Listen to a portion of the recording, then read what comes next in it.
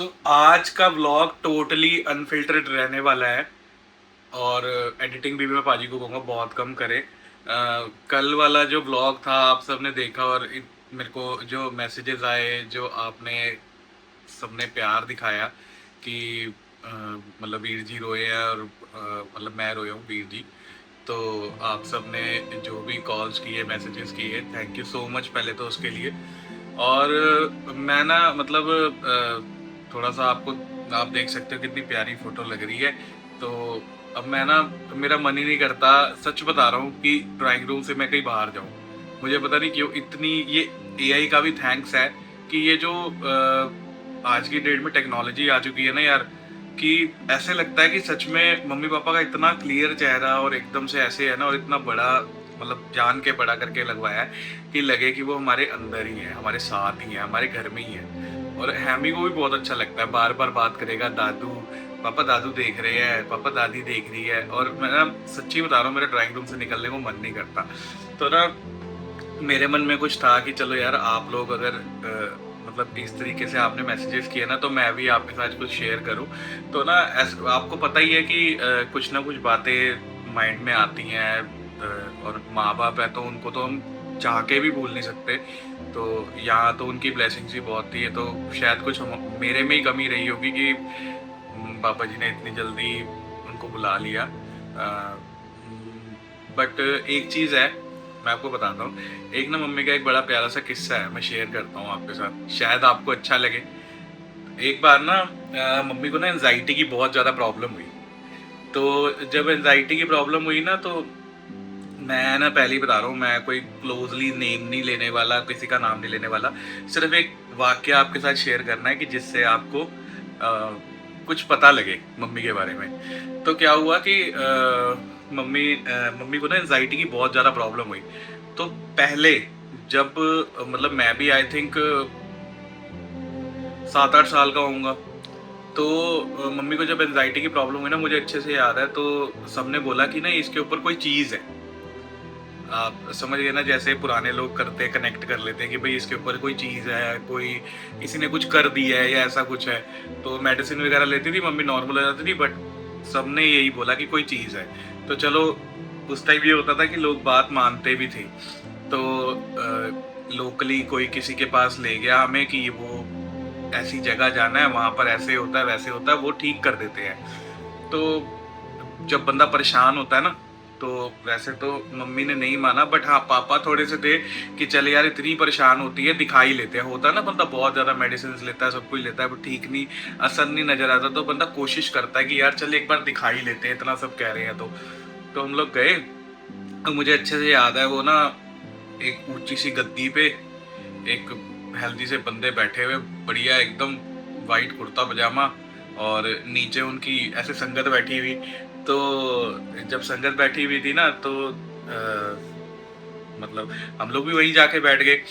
तो जो हमारे साथ गए थे, जो हमें लेके गए थे, उन्होंने बोला कि हमारा जब नंबर आया कि बाबा जी, मतलब उन्होंने बोला ऐसे उनको कि बाबा जी ये है, इनको ऐसे ऐसे प्रॉब्लम है। तो वो कह रहे इसको ना कोई चीज़ है, कोई ऊपरी चीज़ है, ऐसे है, ये किसी ने कुछ करा है, इसको बांध दिया, जो नेचुरली लोग बात करते हैं। तो मैं तो सब कुछ देख रहा था कि ये मतलब क्या हो रहा है, क्योंकि मैं तो बहुत बच्चा था, तो मेरे लिए बहुत ही अनप्रेडिक्टेबल सी चीज़ थी कि ये कैसी बातें हो रही है। तो क्या हुआ, सडन उन्होंने ना पहले ही जिनके थ्रू हम गए थे, जो हमें लेके गए थे, कुछ कंफ्यूजन ना हो, मैं क्लियर कर दूं कि जो हमें लेके गए थे और जिनके पास लेके गए थे, उन्होंने पहले ही बोल दिया था कि आते हुए ना बंगला साहिब से जल ले आना। तो हम जल लेके गए।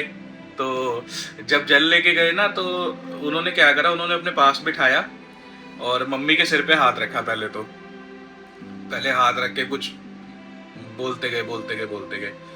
तो उसके बाद क्या हुआ कि वो जब जल था हमारे पास, जो गुरु हरकृष्ण साहब जी के चरणों का जल है, जो बंगला साहिब गुरुद्वारे का जल है, जब उनको जल दिया ना, उन्होंने पता नहीं क्या ऐसे ढक्कन खोला, कुछ पड़ा पुड़ा, और ना जल में ऐसे फूंक मारी, कह रहे ये बस तूने इसे इसे पीना है और इसे नहाना है और तू ठीक हो जाएगी। भाई मम्मी को पता नहीं क्या हुआ, मम्मी ना बिल्कुल एग्री नहीं थी जाने को। मम्मी कह रही, उस बंदे के सामने एनजाइटी में, मतलब इतनी उसकी संगत बैठी, तो मम्मी कह रही ਮੈਨੂੰ ਇੱਕ ਗੱਲ ਦੱਸ ਭਰਾਵਾ ਪਹਿਲੇ ਕਿ ਇਹ ਜਿਹੜਾ ਜਲ ਹੈਗਾ ਪਹਿਲੇ ਗੁਰੂ ਹਰਕ੍ਰਿਸ਼ਨ ਸਾਹਿਬ ਜੀ ਦਾ ਜਲ ਹੈਗਾ, बंगला साहब का जल है, तू फूक मार के की कर लिया ਇਹਦੇ 'ਚ। मैं लिटरली बता रहा हूँ कि वो बंदा ना पानी वानी हो गया। उनकी शक्ल देखने वाली थी। मम्मी कह रही भाई जे जल गुरु हरकृष्ण साहब जी के चरना तो आया जो उन्होंने मैनू ठीक, उन्होंने ही ठीक करना है, तू कर ही नहीं सकता मैनू ठीक। मम्मी इतनी तेज तेज बोलने लगी कि मैं कुछ नहीं करांगी, मैं ਇਹਦਾ कुछ नहीं लवांगी, वो ना मतलब मैनू सिर्फ और सिर्फ बाबा जी ठीक कर सकते हैं, मैनू गुरु रामदास जी ठीक कर सकते हैं। इतनी तेज तेज मम्मी मतलब उधर बोलने लग गई कि वो बंदा ना सामने वाला वही घबरा गया। उसने ना जो हमें लेके गए थे उनको बोला कि देखो जी मैं नहीं इनको ठीक कर सकता, ये बिल्कुल ठीक है, आप इनको साइड में बिठा के ना बस वाहिगुरु सिमरन कराओ, इन्हें वाहिगुरु ही ठीक कर सकता है। ओए होए, इतना मतलब सीरियसली बता रहा हूँ कि कितनी बड़ी चीज उस टाइम पे सीखी कि मतलब अगर सीरियसली अगर पेरेंट्स इस किसी भी चीज़ पे, मैं किसी चीज़ को ये नहीं कह रहा कि ये मतलब गलत है या सही है, वो मुझे, मैं किसी को ऐसे नहीं ठहरा रहा बिल्कुल भी, बट ये एक एग्जाम्पल है कि पेरेंट्स जिस चीज़ को बच्चे को दिखा दें, समझा देना, अब वही चीज़ मेरे अंदर है, पता नहीं कब तक है, बट कि किसी की ना बात पे विश्वास नहीं करना। अगर कोई प्रॉब्लम है ना तो माइंड में एक ही चीज़ आती है कि बाबा जी ठीक कर सकते हैं। अगर हम बाबा जी को सच्चे दिल से अरदास करें, बोलें बाबा जी को, तो बाबा जी 100% ठीक कर सकते हैं। तो हमें इधर उधर जाने की जरूरत नहीं है। जो भी हमारा बाप है, जो हमारा असली बाप है, परमात्मा, परमेश्वर, अगर आप शिव जी को मानते हैं, अगर आप अल्लाह को मानते हैं, अगर आप जीसस को मानते हैं, वाहिगुरु को मानते हैं, आप एक जगह स्थिर रहो। कोई भी प्रॉब्लम है डोलो मत, बाबा जी को अरदास करो, परमेश्वर, परमात्मा, अल्लाह, वाहिगुरु, भगवान, आप अरदास करो, 100% वो आपकी सुनेंगे। कोई परीक्षा होती है, कोई कभी कभार कुछ ऐसे हो जाता है कि कुछ चीज़ें हमें मतलब हमें अपना ही किया हुआ कभी कभार हम फेस कर रहे होते हैं, हमने किसी के साथ गलत किया होता है, वो हमारे साथ हो रहा होता है। जब वो हमारे साथ होता है तो हमें ऐसे लगता है हे भगवान तूने क्या कर दिया। नहीं, वो बाबा जी का जो है ना उन पे तो क्वेश्चन करना ही नहीं चाहिए, क्योंकि वो ऑलवेज हमारे साथ है। बट हमने जो किया है, सपोज हमने अगर कोई बीज बोया है नफरत का, तो हमें फेस तो करना पड़ेगा ना। आज हैमी है, मैं उसको कोई गलत गाइडेंस दूं, कुछ भी दूं, तो फेस कौन करेगा सबसे ज्यादा? मैं और अपर्णा, कोई और फेस नहीं करेगा, क्योंकि सब ने उससे 1 घंटा मिलना है, किसी ने 15 मिनट मिलना है, किसी ने पूरा दिन खेल लेना है, किसी ने 2 दिन खेल लेना है, बट पूरी लाइफ उसने हमारे साथ रहना है। तो एक भी बीज नफरत का, किसी के लिए नफरत, किसी के लिए गंदी चीज, कोई कि मैं चालाकी चल रहा हूँ किसी के सामने, सपोज कि मैं मतलब उसके सामने मैं एक चालाकी चल रहा हूँ और मैं सोच रहा हूँ कि देखो मतलब मैं कितना महान हूँ। मैं महान नहीं हूँ, मेरे से बड़ा बेवकूफ़ कोई नहीं, क्योंकि वही चालाकी कल को मेरा बेटा फिर देख के सीखेगा और वो मेरे साथ भी कर सकता है और वो अपने सराउंडिंग्स में भी कर सकता है, जिससे उसकी बहुत ज़्यादा बदनामी होगी।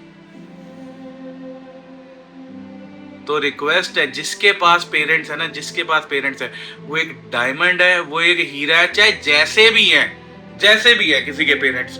पर मैं सच बता रहा हूँ, वो अंदर से आपके लिए ही हैं, 100% आपके लिए हैं। उनके सामने एक भी चॉइस आ जाए ना कि भाई आपके बच्चे और ये, तो आपके बच्चे। उनके सामने ये चॉइस आ जाए ना, आप खुद जीना चाहते हो या आपके बच्चों को जिंदा रखना चाहते हो, तो बच्चों को जिंदा रखना चाहते हैं।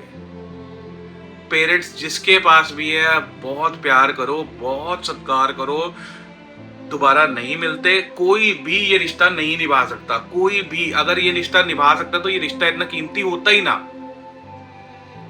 तो ये रिश्ता सीरियसली इतना कीमती है कि आप बस इस रिश्ते, जिसके पास है ना यार, एंजॉय करो। ये रिश्ता दोबारा नहीं मिलता, बिल्कुल भी नहीं मिलता। तो रिक्वेस्ट है, प्लीज प्लीज प्लीज, अगर आपके पास माँ बाप है उनके साथ टाइम स्पेंड करो और उनको टाइम दो अपना। अगर आपको बाहर वो प्यार नहीं मिल रहा ना, एक बार उनको प्यार करके देखो। 5 दिन का अपने अंदर से ड्रामा ही करके देख लो, उनकी आधी बीमारियां खत्म हो जाएंगी।